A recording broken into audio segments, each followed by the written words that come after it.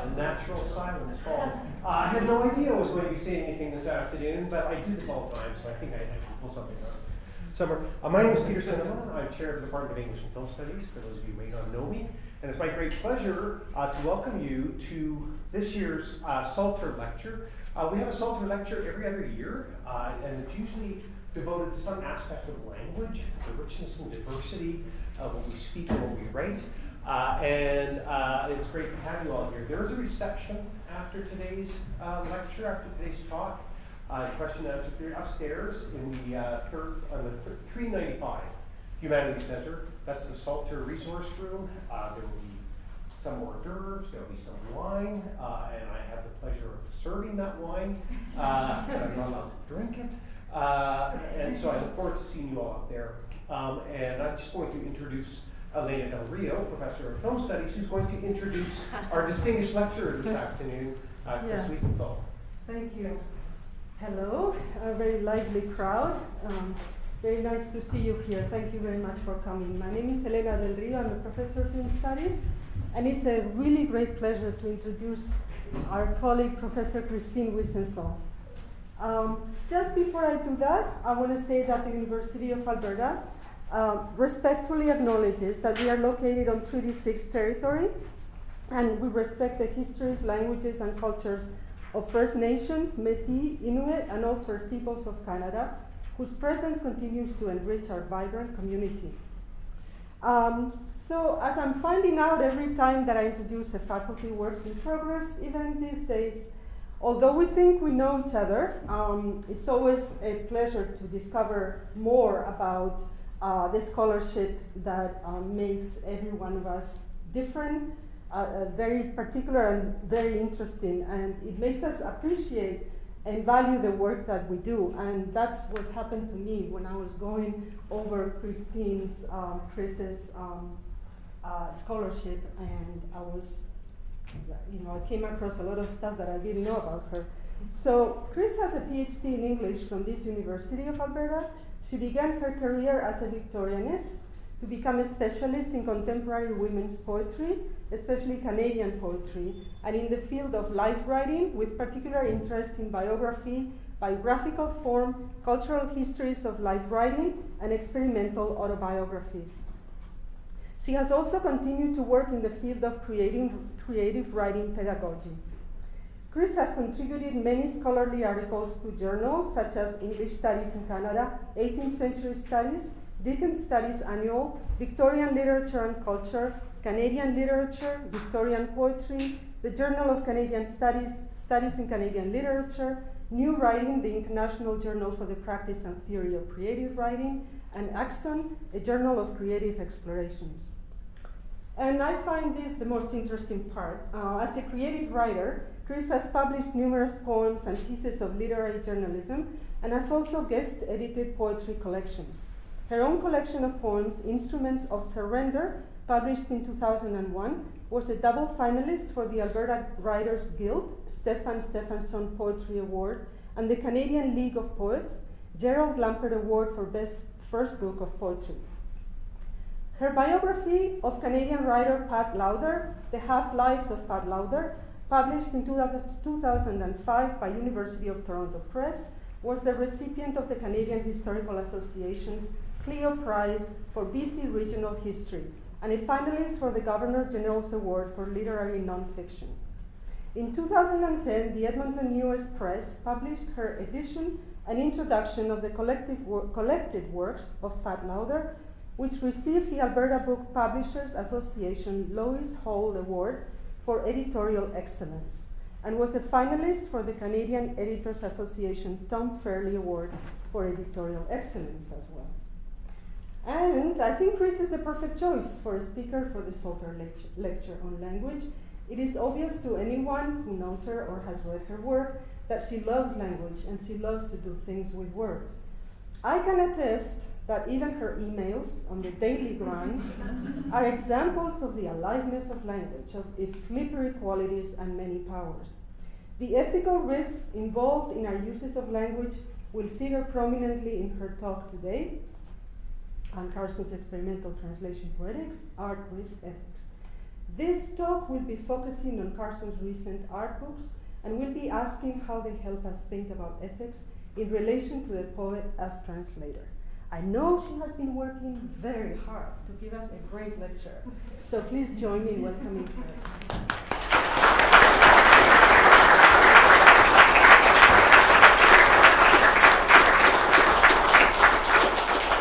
Thanks, Elena, for that introduction. And I just want to give a few other thanks today before I start. Also to Annette Gaudig-Ruger. Where did Annette go? There, is she still here, or is she gone? She was a wonderful help in organizing and helping me set up this this talk today. And also to CAC and the department for inviting me to give the lecture, and especially to the colleagues and friends who gave me feedback as I was working on this talk today, who are too numerous to mention. I'm afraid I'm going to forget somebody if I try to enumerate everyone. And thank you to all of you for coming today at a busy time in the term, I realize, and also on Valentine's Day when you could be out buying chocolates or heart-shaped pizzas, which Boston Pizza is flogging. So thank you for coming today. Last night, as I was trying to get to sleep, I thought, I wonder if F.M. Salter, Professor Salter, if he were to meet Professor Ann Carson, what the two of them might make of one another. And given that they were both they're both scholars, creative writers, I thought, well, maybe they would hit it off, actually. And then I recalled that, of course, F.M. Salter is partially remembered today because he created the first creative writing courses and established the creative writing program here. And Carson herself is on record as very definitely voicing her skepticism over the teaching of creative writing. She says, I've never taught a writing course. I would never essay to do so, and it's not teachable. So before I knew it, my little imaginary dinner party had degenerated into a fun-fight over, institutionalized writing programs. So it was not very conducive to getting to sleep last night. But let's put the ghost of old F.M. Salter to rest, and we'll turn to Carson and experimental translation poetics, which is a handful enough, I think. In 2001, readers of books in Canada may have come across an astonishingly vituperative and misogynistic screed entitled The Trouble with Annie.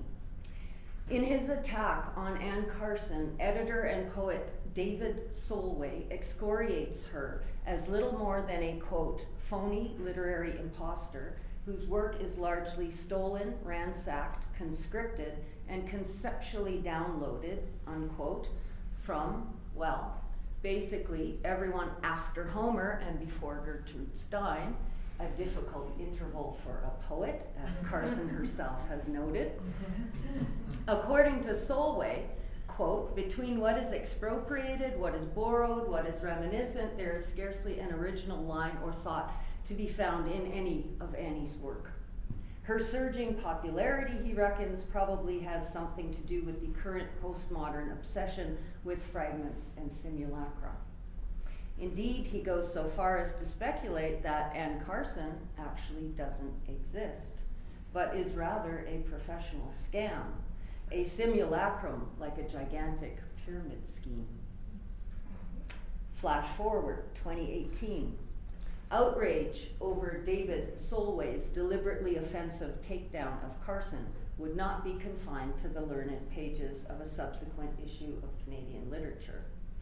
Facebookers, of which I am not one, would be having a field day. At the same time, the information era's interface with the disinformation era has us perhaps wary in new ways of fragments and simulacra. As for Carson herself these days, she apparently does still really exist and seems prolific as ever. Thank you very much. The critical acclaim of her work has continued. The editor of a recent volume hails her as a rare sort of artistic innovator who, quote, obliterates genre itself from the inside out, inventing a wholly unique new form for each of her works. At 68, she is now one of the most richly rewarded of contemporary poets. And for a writer who presents a strange combination of arcane classical scholarship and cross-genre weirdness, at once both thoroughly traditional and avant-garde, Carson also remains a marquee name with surprising mainstream crossover appeal. For example, her books have recently made appearances in both Vogue magazine and on HBO's The L Word, and apparently they sell in quantities comparable to that of Seamus Heaney. Detractors snipe that Anne Carson, quote, may be the first poet with more fans than readers. But that was before, I think, internet poetry sensation Rupi Kaur, so take that into consideration. Clashing views of Carson's work as either largely borrowed or stolen on the one hand, or as a genius of originality on the other, however, are probably most useful for pointing to the centrality of translation in her writing practice. As Laurie Chamberlain reminds us, the subversive potential of translation in general has always inhered in the fact that it, quote, threatens to erase the difference between production and reproduction, which is essential to the establishment of power. This is precisely the key distinction that an experimental translation poetics, such as Carson's, destabilizes. Relying on methods of appropriation, recycling, and recontextualization of prior materials, her translations follow source texts to varying degrees, but always imply some level of second-order creation or creative interpretation. Providing at once a critical reading and a transformation or recreation of the original, Carson's poetic versionings maintain a dialogue with source texts and languages, but nevertheless produce relatively autonomous new works in which original form and content may be more or less left behind. The intellectual and ethical indeterminacies intrinsic to translation, then, questions of originality, appropriation, ownership, debt, fidelity, fraudulence, and the sort that lead to charges like Solway's of plagiarism and literary imposture, are precisely the point of Carson's ironic translation poetics. Exploiting the ambiguities of production and reproduction intrinsic to the very condition of translation practice, Carson's work explores the translator's interventions in ways that signal and problematize the impasses attending any transit between languages, or even, for that matter, within a language.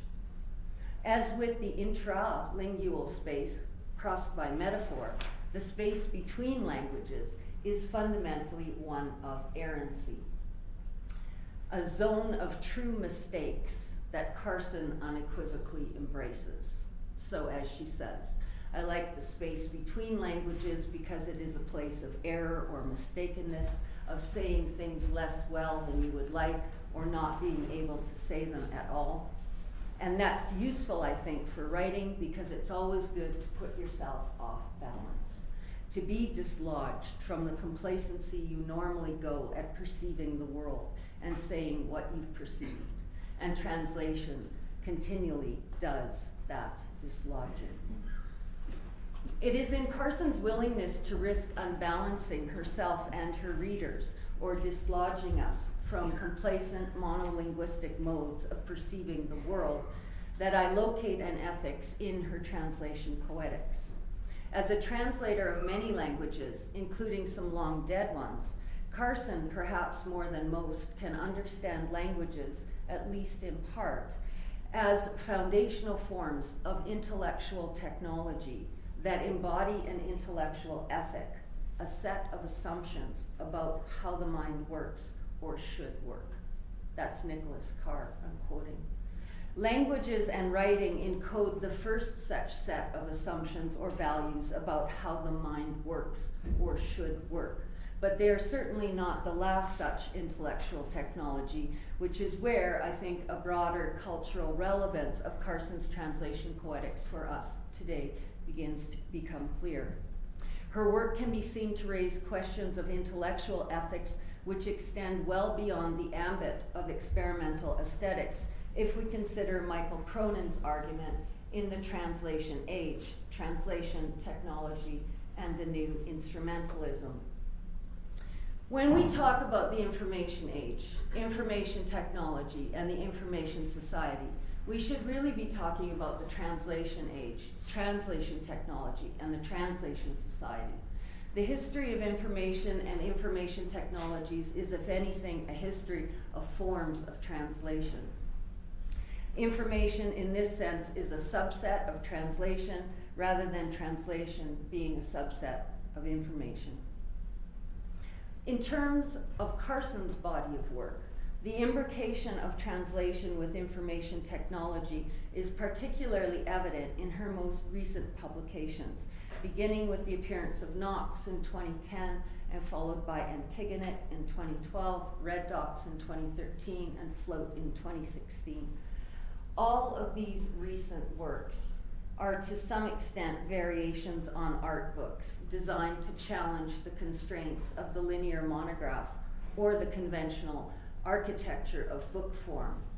All are to some extent collaborations with illustrators, designers, and machines, among others, and all to some extent self-consciously explore the remediation of older methods of reproduction, hand-lettered script or image, engraving, photography, and photocopying, with newer digital technologies that make such formal experimentation easier and cheaper, so more mass-producible than before. And I brought along my copies of Knox and Float in case anybody wants to inspect them afterwards. But just as a representative example from this group of publications, in Antigonic, just to give you a sense of how she's experimenting with the physical properties of text and translation as a combined visual and verbal experience. The illustrations by Bianca Stone are on translucent paper, so that when they cover over the handing text, that text kind of goes up in partial and blurred form until the reader turns the page, and then the text is clearer.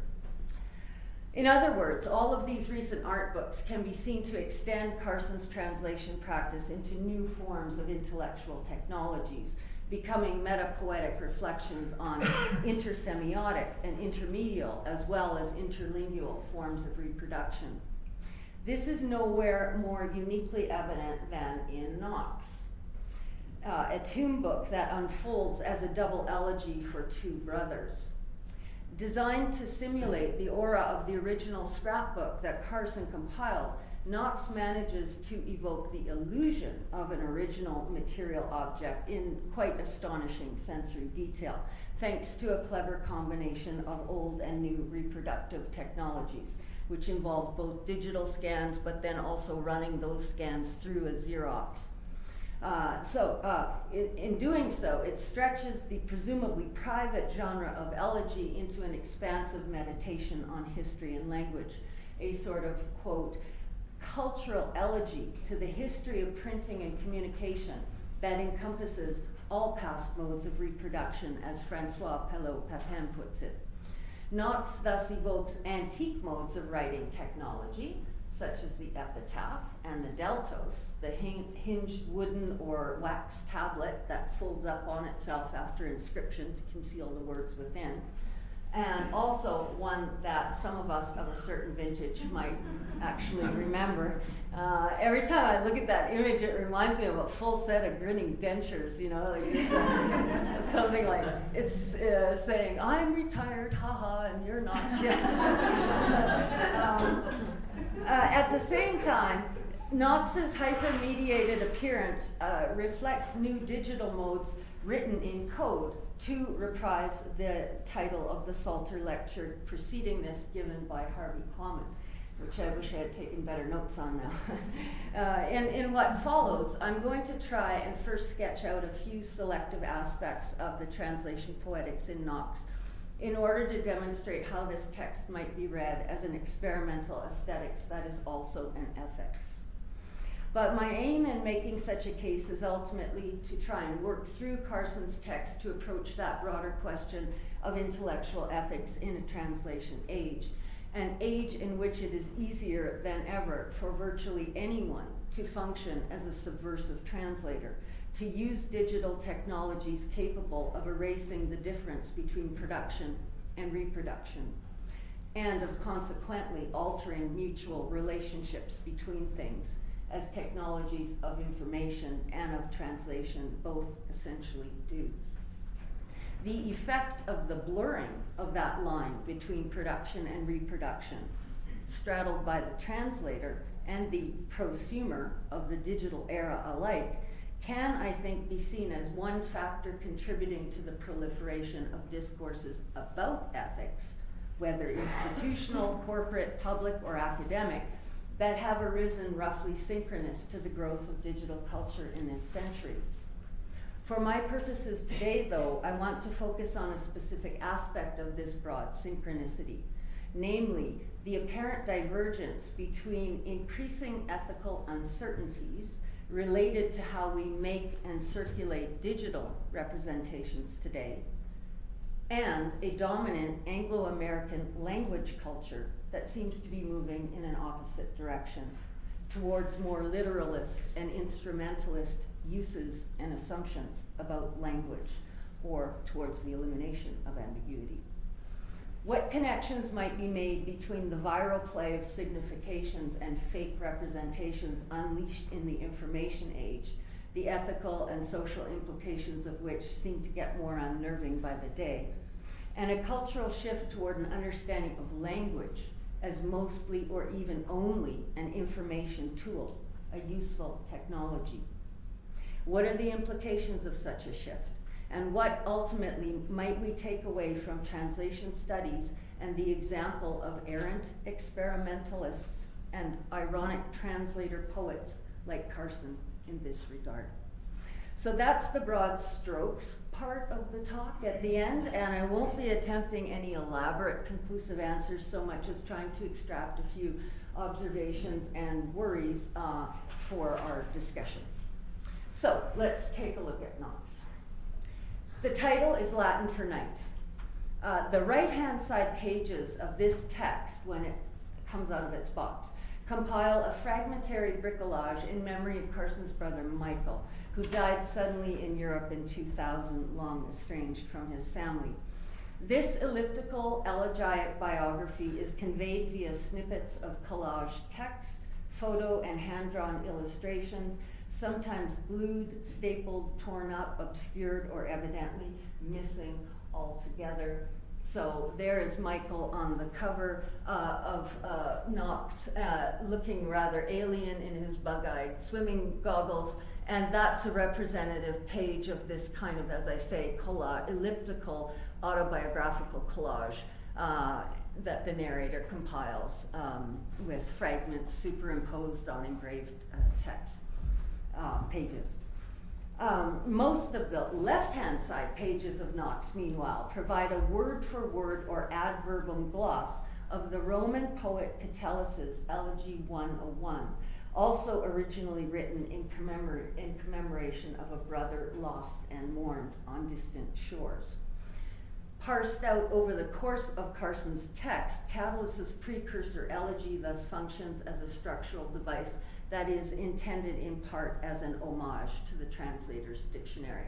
So there's the first full text of Catullus' poem in Latin, and that is a representative page of the glossary entries whereby she unpacks and translates the poem word by word over the course of the text.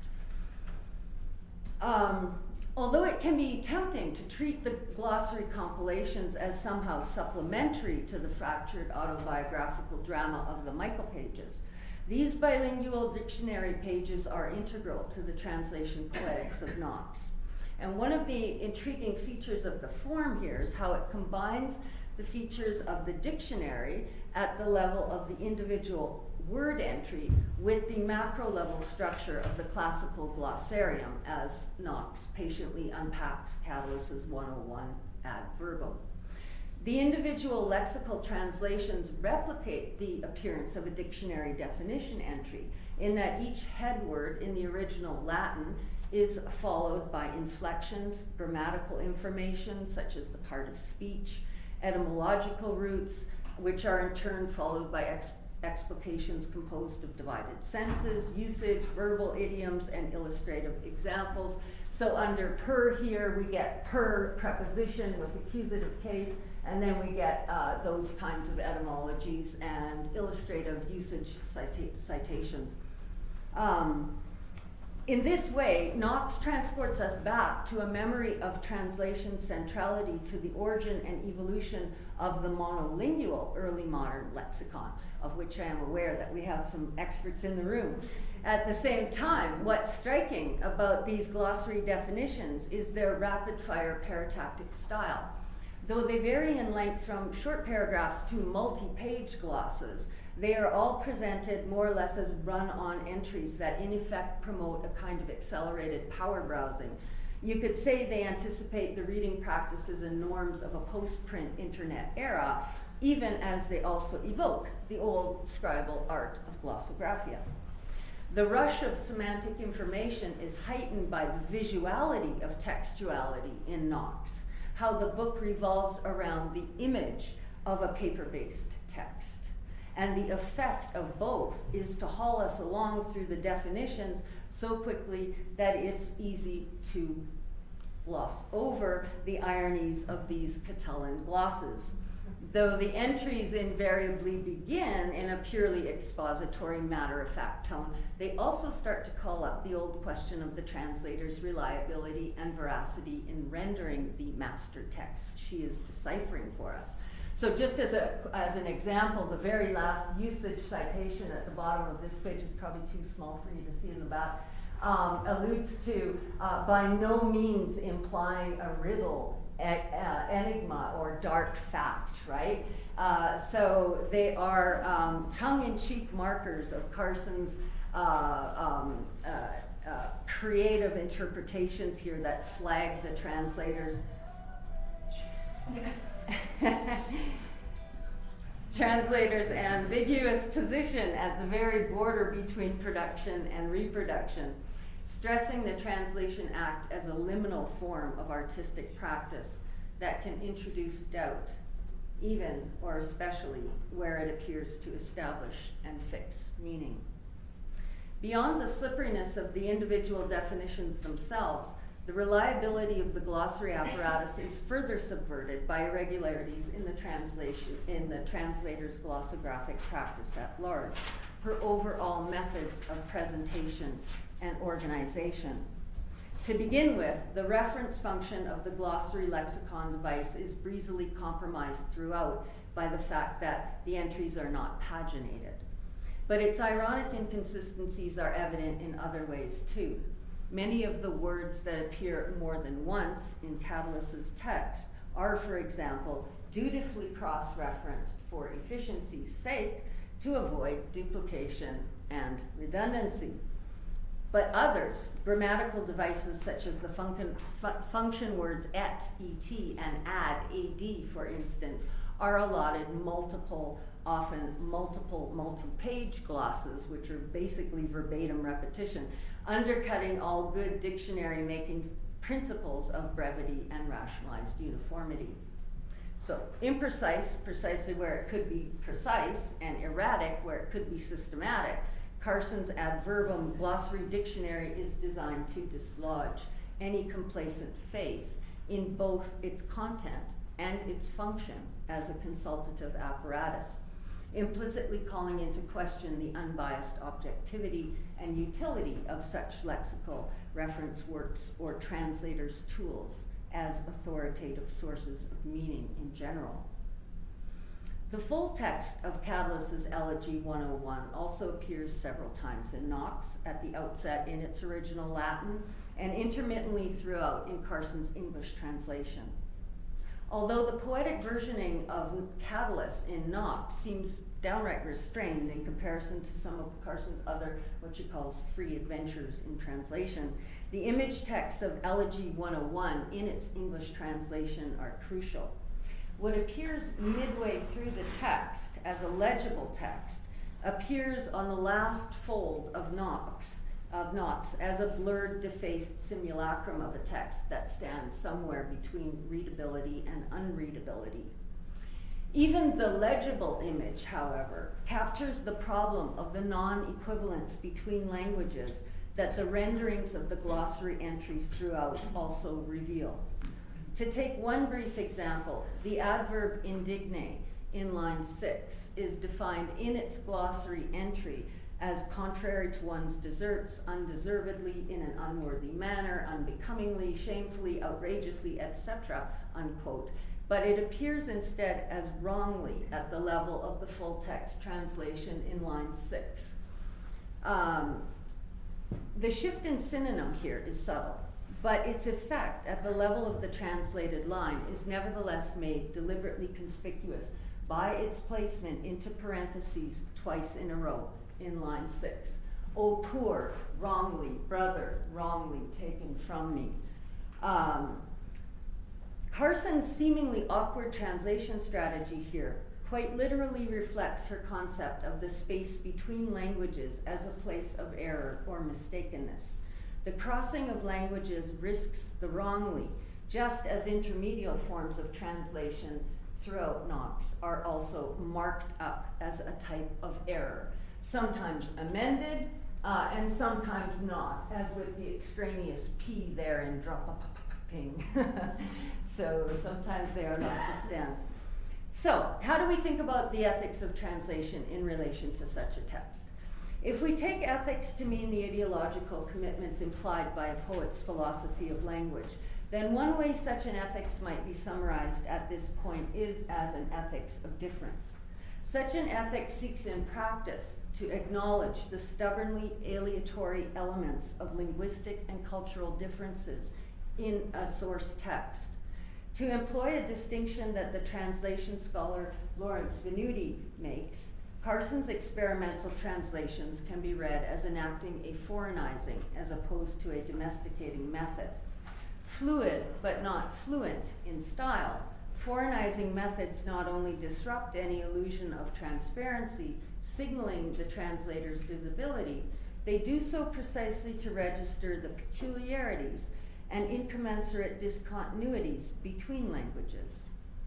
Carson's oddly contained syntactical eruptions of wrongly in the line I was just pointing to don't aim to comfortably domesticate Catulus's Latin any more, or lend themselves to a fluent reading in English any more than the blotchy final image text of 101 allows full comprehension. In attempting to inscribe rather than mask over or smooth over the otherness of the source text, Carson's foreignizing translation thus implies making space for the unfamiliar and defamiliarizing the familiar at the same time. Unspringing language from habitual usage and syntax, distorting and defacing its script, Knox ultimately leaves us looking at the English language in the same way Carson has recalled the experience of learning Latin and reading Latin on a dusty old page you can hardly make out. Knox unsettles English with a trace of the strangeness of its own long-dead linguistic roots, or reminds us how language, in fact, can only exist in the space of its own foreignness to itself. That's Barbara Johnson. The ethical orientation of the text, then, the value of the cultural work it seeks to accomplish, inheres in its ability to dislodge readers, particularly readers from a dominant language culture, from the complacency in which we normally go about perceiving the world, to recall Carson's earlier comment. The unsettling effects of Carson's foreignizing method at the level of interlinguistic translation, though, also result from the text configuration as a material artifact as a whole, which contribute to it as an alien reading experience. As Lydica Plate suggests in How to Do Things with Literature in the Digital Age, Knox exploits the technological possibilities of the digital age to simulate the strangeness, concreteness, and indecipherability of the other, and entangles its readers in sociality by moving them affectively, cognitively, and physically. Drawing on the work of theorist Karen Barad, Plate considers an ethics of bookishness to highlight how the materiality of the multimodal experimental text entails relations of obligation and entanglement that bind subjects together. In this sense, Carson's ethic of otherness appears evident not so much in the method of translation I've just described, as in its relational materiality that the text enacts. So one of the things that Plate looks at is how Knox literally moves people to produce new performances of it, such as this site-specific installation work by Fedora Jacksenko. And she uses such examples to substantiate her claims that Knox creates a web of relations, a network in which people and things are entangled in unexpected ways. So neither a work of original genius nor a merely imitative act of appropriation and reduplication, Knox can instead be seen as a work of what she calls unoriginal genius that elicits similar responses from readers who engage with it to perform their own uncreative acts. The point I'd want to stress here is that such an act of relational materiality that Plate is discussing can also be seen to inscribe a process of translation within the terms of Cronin's argument, and altering of mutual relationships across media forms. Lydica Plate's reading of Carson's ethic of bookishness, which I'm suggesting can be read as an extension of Carson's translation ethics, thus leads us back to that larger question of ethics and intellectual technologies in the information/translation age. So this is the more speculative open end of the talk now. Within the logic of the so-called sharing economy, the social value or good of the literary work resides in its ability to mobilize new textual digital performances and connections within a wider media ecology. And the uncreative chain of reproduction, in which anyone, virtually, can provide his or her own versioning of Carson's versionings in Knox, is construed as an affirmative point to celebrate, possibly even for scholars like us in the humanities to use in rationalizing and defending aesthetic forms of knowledge in a time of neoliberal efficiencies. At least where it comes to the appropriation and circulation of symbolic goods in this particular case, the smudging of such distinctions as original and copy are non-issues from an ethical point of view. In fact, they can be read as a sort of distinctly 21st century form of tribute to the original, in that they extend the citational translation poetics intrinsic to Knox, thereby implicitly signaling an indebtedness to it. In other contexts, though, where we are doing things with other things in the digital era, it is, of course, precisely the blurring or erasure of distinctions between source and copy, authentic and fake, production, reproduction, implied by prosuming and or acts of digital appropriation, whereby our use of new translational information media do raise serious, not to say profound, ethical and political concerns, from plagiarism and copyright infringement to various species of internet fraud, theft, piracy, and interference. In fact, when I start to think about hackers, bots, online surveillance, anonymous online hate speech, fake news, the new fake app software that enables really sophisticated video manipulation, and on, the list today makes David Solway's turn of the century rant about Carson as a pyramid scheme hoax seem kind of Victorian or something. The speed and ease with which digital translators today can decontextualize and recontextualize content in such a way that appears transparently authentic signals at least one significant difference from the linguistic translator's task that Walter Benjamin once wrote about. Those operations point to multiple temporalities and time and labor intensive considerations for real literary or linguistic translation practitioners. Have we then, as a result, reached the tipping point of a new digital skepticism, as some recent reports claim? I don't know, But side by side with our enthusiasm for new intellectual technologies, at any rate, has been a well-founded and growing anxiety about our potential to produce and appropriate false or viral representations, and a deepening unease over the limitless replication and circulation of data and simulacra. The troubling new forms of indeterminacies of value and meaning, new ambiguities related to the very conditions in which we reproduce and circulate digital symbols now, present a contrast to divergent trends in a dominant language culture. And here I have an Anglo-American, North American culture specifically in mind. A contrast to divergent trends in a dominant language culture that generally but concurrently seems to have shifted towards a more instrumentalist ethos of language. By that, I mean not just the crude efficiencies to which we subject language in an era of texting and Twitter, because those are sometimes hilarious, and who doesn't like texting, right? More troubling is the general cultural disinterest in, even at times hostility towards, the full range of affordances of language even as an intellectual technology. Why, I wonder, is consumer demand for choice the cri de coeur for everything but vocabularies? Why can we never get enough apps or emojis, but the demand is always for fewer words? There's apparently 157 new emojis on the way. As the universe of digital icons and dematerialized symbols expands, the emphasis placed on economizing with language points to a strangely obverse imperative to delimit the linguistic corpus, to denote and tacitly demote words. When a language drops a distinction, Carson writes in one of the poems in her recent collection, Float, there is a lowering of arms, a thinning of air inside the whole system, a sadness in the sparrows, a slipping away of prefixes and wisdom.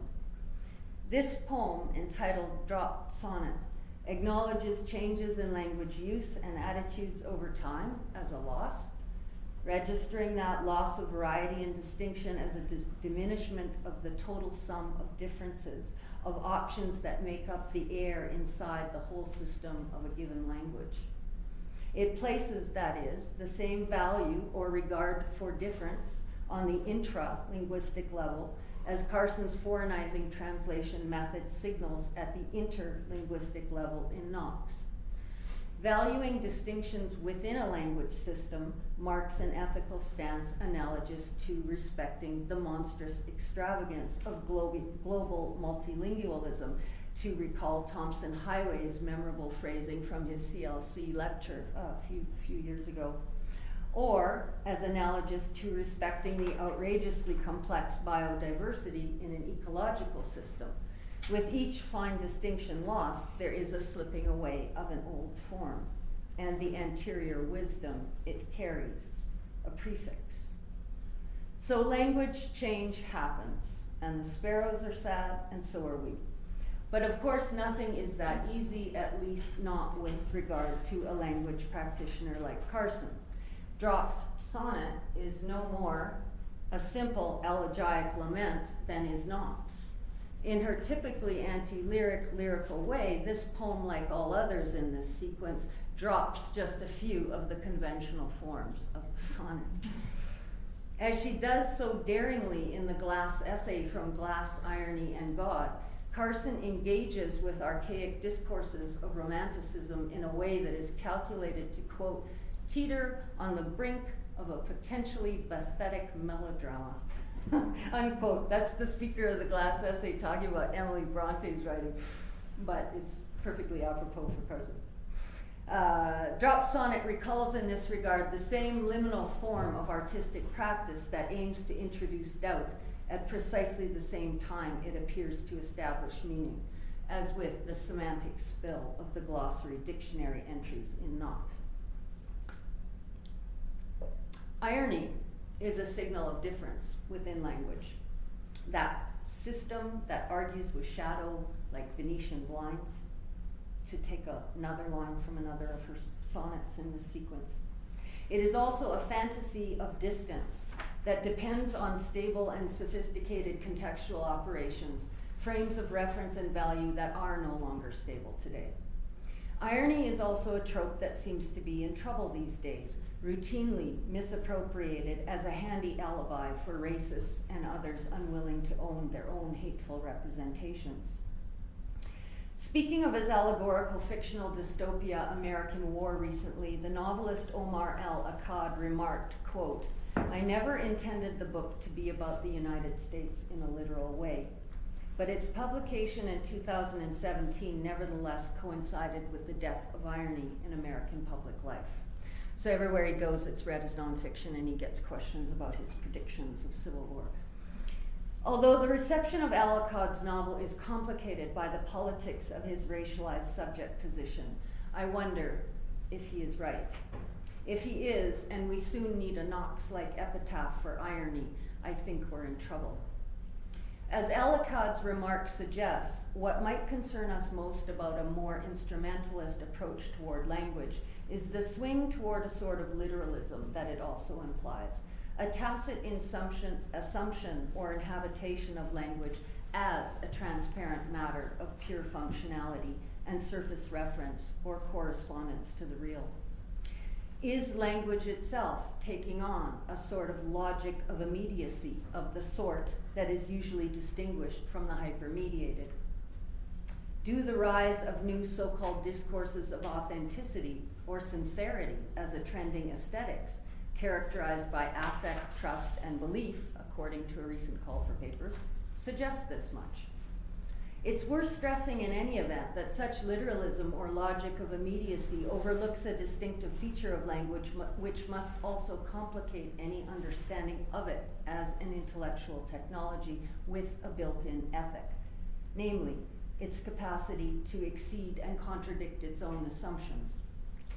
Language, that is not just an intellectual technology or set of assumptions about how the mind works or should work. It may encode those assumptions, but its operations are also capable of subverting the system. Figural registers of language, like irony, point especially to the ungovernable elements of what Gayatri Spivak in the Poetics of Translation calls language's disruptive rhetoricity.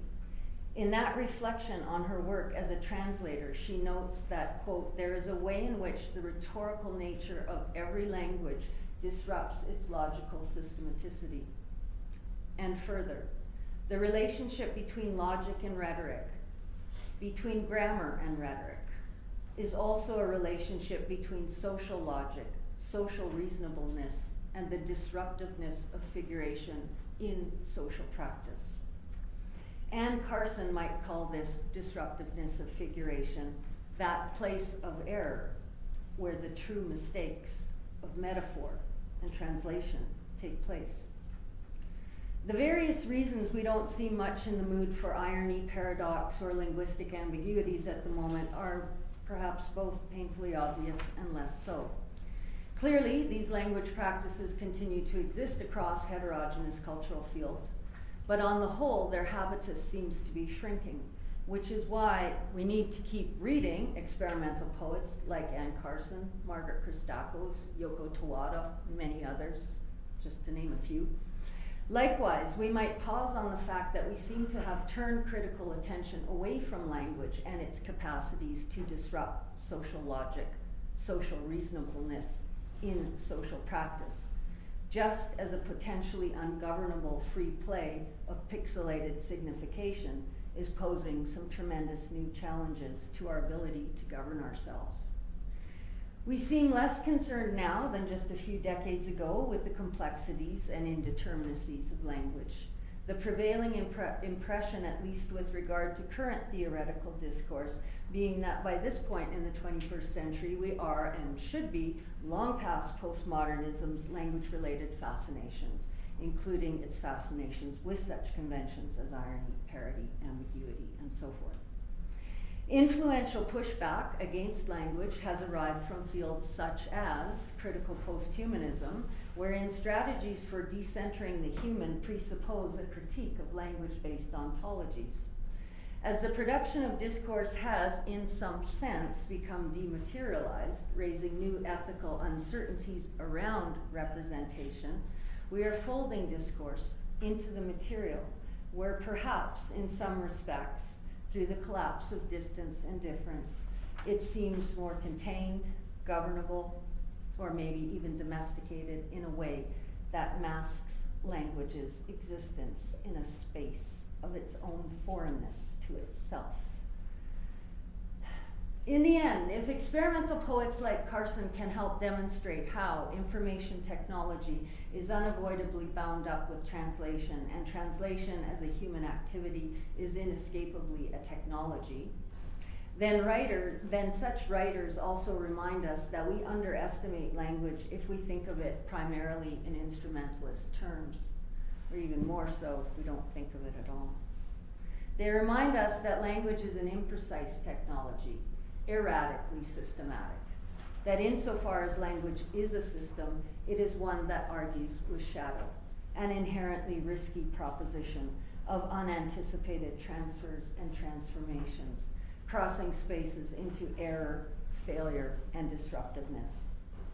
In that final Catullin facsimile in Knox, we recognize both the status of Carson's text as an errant or wrongly translation, and the graphic trace of language's resistance to our own assumptions that we can fix meaning. One last image of non-fluent fluidity, the letters look as though submerged under ice, the ink lifting and bleeding. Ad verbum, the definitions of Catalyst's words are done, but the meaning of the source text as an ambiguous reproduction runs on. Likewise, this is not really a conclusion. Thank you for listening.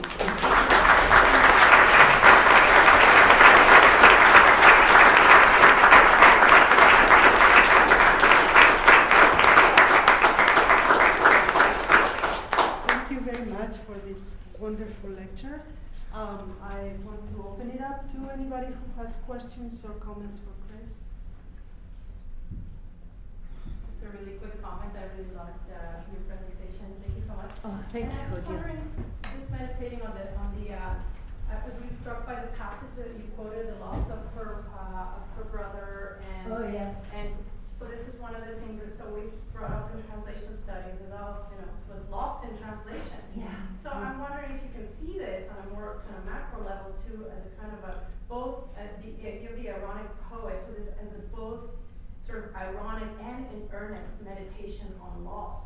Because it seems to me that all the parts sort of fit together. This is an elegy, which is a poem about loss, right? And loss of meaning, but also this kind of supplement that that you point out with with all these entries and That's such a rich commentary and question, and just you're leaving, but just to take it up, I think that Carson is very explicit in making, aligning the work of translation with the work of both history and elegy. She recalls the elegy's early beginnings as a much more polyvalent genre than what we think of today as just strictly related to death and mourning. But I think that it is inextricably connected to the notion of the absence, right? Just the negative, what is missing is part of what she talks about as a translator of the classical languages, where you are often dealing with a fragment of Sappho, right? And 90% of the text is gone, right? So that's what she calls the physical silence that the translator has to deal with. But yeah, thank you. Thanks. Sorry. Go ahead, Nat. Thanks for that talk, Chris. I actually don't have a point of disagreement, but I do have a provocation. I agree with everything that you say about this kind of economization of language and the rise of the emoji, etc. There's a kind of melancholic tone to the argument that you're making. There's a scene of loss, I think, in some ways. At the same time, it also seems like there's this rise of global English, and that we have not enough translation, that we have less translation than we might have. And so, in the context of the global dominance of English, I wonder if we also have to think about that as the condition under which the errancy of translation kind of also tells us translation sometimes doesn't matter under conditions of the dominance of the language.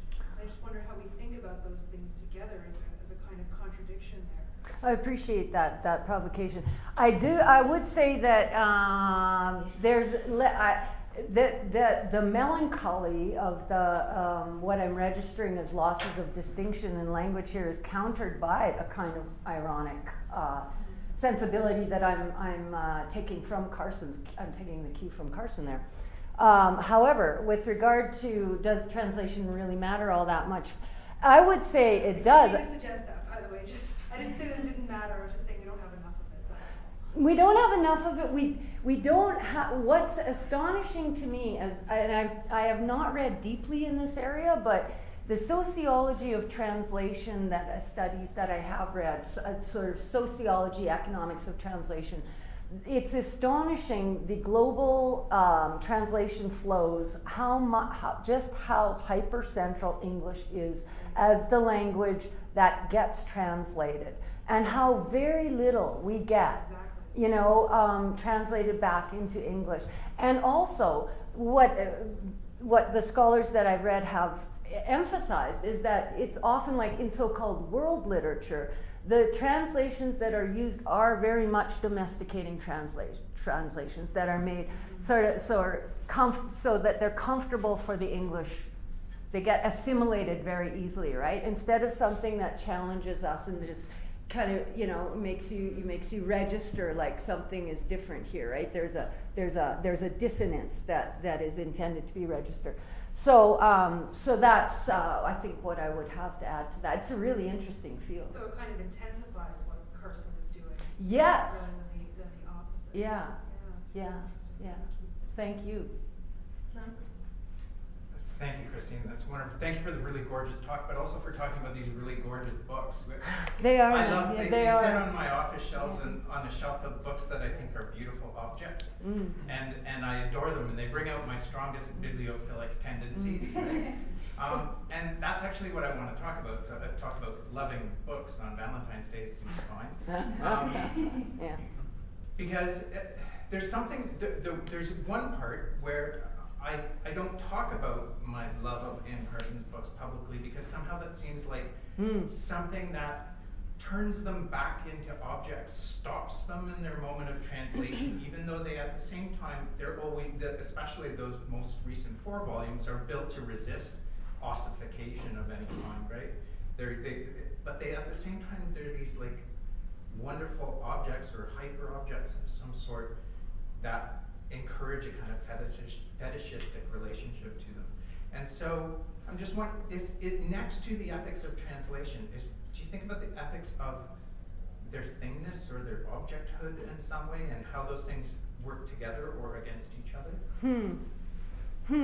Well, there are an awful lot of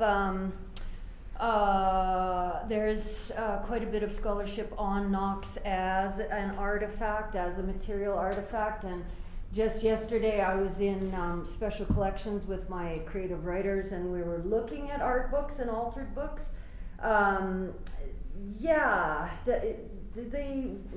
Does what work against what? The fact that they encourage us to fetishize them in the same time, and that I think is an invitation to freeze them in place as these kind of material things that maybe resists translation as motion and movement and circulation. And yet, as someone like Lyda Caplate points out, this book has generated an awful lot of sort of after effects, right, of translations of it. So, I don't know. I don't think it ossifies. It invites us to, I think, contemplate the paradoxes of the hyper mediated, but the fact that a book like this can retail for $40, and that it sells in the quantities it does, and so that the artist book is no longer limited to the exclusivity. Thank you.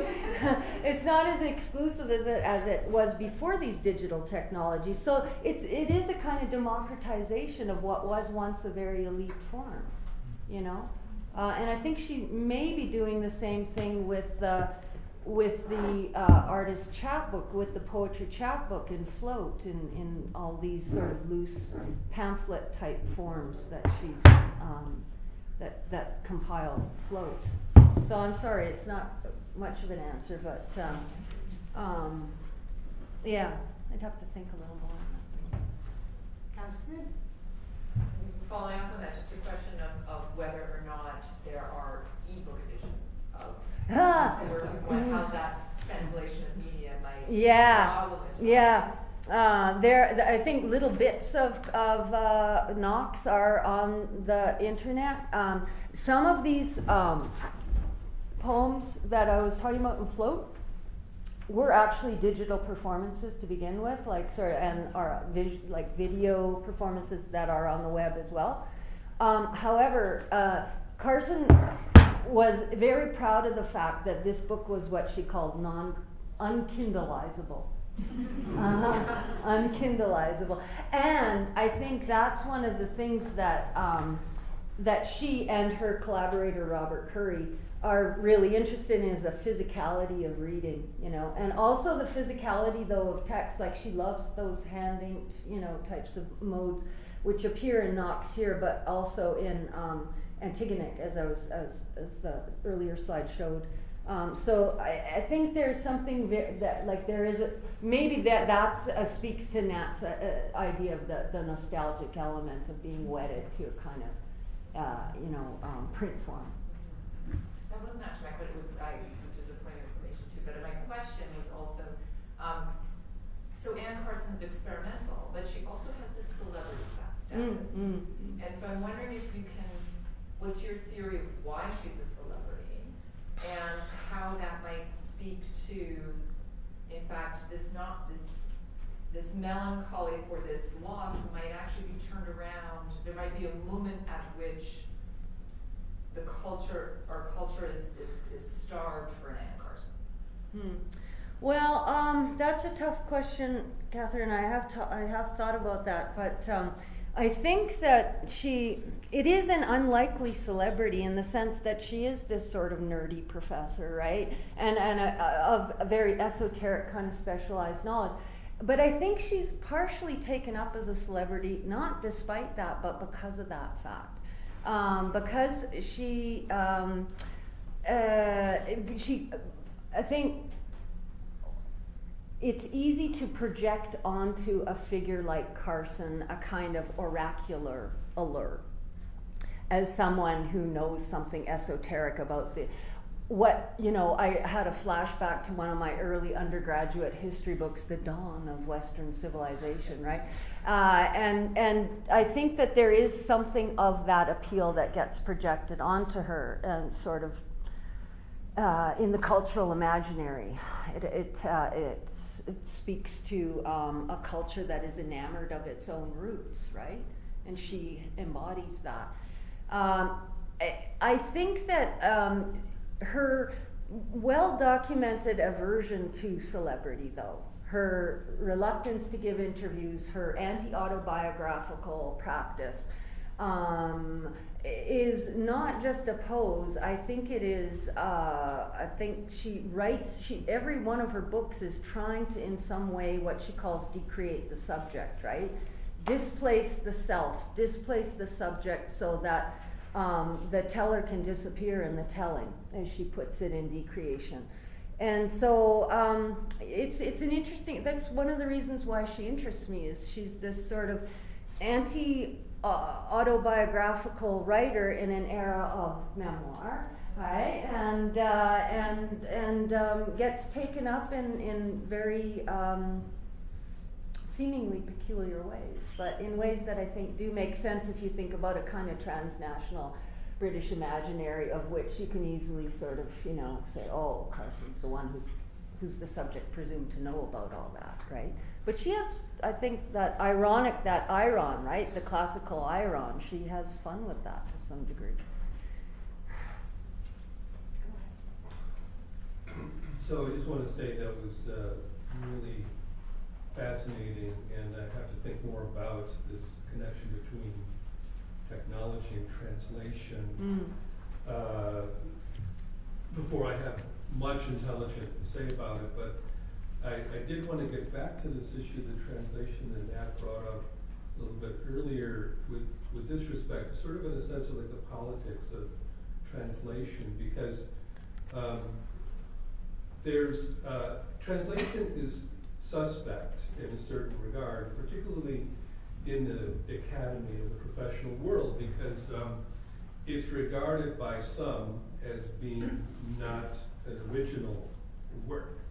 So, for example, even if something as practical as how things are counted on one's annual review, people can say, well, I'm sorry, but that's just a translation, whereas That's this right. other thing is That's an right. original work. You see what I'm saying? That's right. Yeah. So I'm very fascinated with that, in particular, as you were saying at the early end of your talk about this epoch in which we live of technology and the reproducibility of aesthetics that didn't really exist before, at least in such a pervasive way, before the turn of the 19th to the 20th century. And I wonder if you could talk a little bit about this creativity thing, because to me it's a really big issue. There is no question that in vast numbers, particularly with English, that people do not read things in translation except for the same things over and over again, as much as they do in the quote unquote things that are written in original English, quote unquote. Well, the idea, well, I read the book, but I just read the translation, is the same logic, right? That you've just read a kind of derivative, kind of echo of the original. And I think that, I mean, translation scholars will be able to speak to this in more detail, but I think that is the shift that translation studies has seen since its inception in the 70s, is this move away from a kind of, like Michael Cronin, when he talks about the new instrumentalism, he is trying to rehabilitate that term from what was this old instrumentalist view of translation as precisely that, just you're transcribing, you're just a transcoder, right? As though it's some kind of brutal substitutionism, right? So I think there's been more and more recognition now. People like Derrida and Antoine Berman, preceding people like Lawrence Venuti, have more and more emphasized that translation is original production, right? So that recognition of the creativity that is entailed by translation, I think, has become much more widely accepted, and is the prevailing, I think, view today. Yeah. Yeah. Go ahead. Hi. Thank you for a wonderful talk and real. I've got so many things in my head, and I could listen to you all day. It's great. I got some responses to those last comments, but that's okay. I think I'll talk to you first. Yes, I think there is loss. You probably want to think about that some more, and I do too. But I was wondering what brought to me, listening to you, was the idea of border. Border? Border. Yeah. The borders between languages, borders between cultures, but particularly between languages. I don't know if you've come across now Pisakai, transition theorists. So there is a bit of a debate about the borders. Some people would like to get rid of borders entirely, and that's not what he's doing. But he philosophizes about translation as having bordering functions, which I really like, because it maintains the borders, but at the same time it suffers. And I heard something like that in your talk, and I must admit I don't know any persons no recent work there about. Well, I think there is a kind of paradoxical way in which the form attempts to establish or delineate a border, which then is subverted, right? Exactly. Yeah. And I think that's the case with that I was also trying to say about language itself, right? As in some sense defining borders or categorical concepts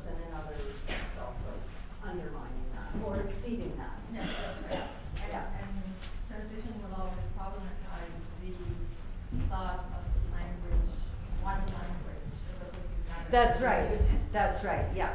I